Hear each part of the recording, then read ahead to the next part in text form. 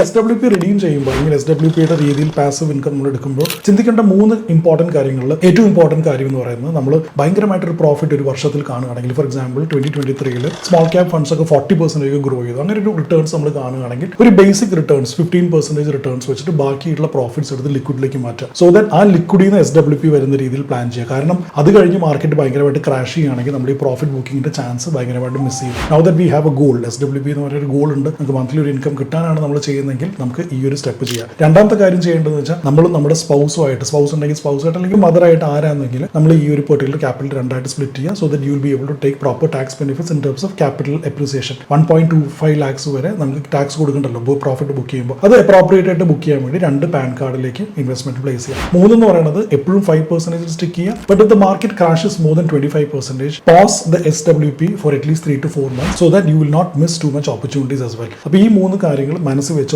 വേണം നിങ്ങൾ SWP ചെയ്യാൻ.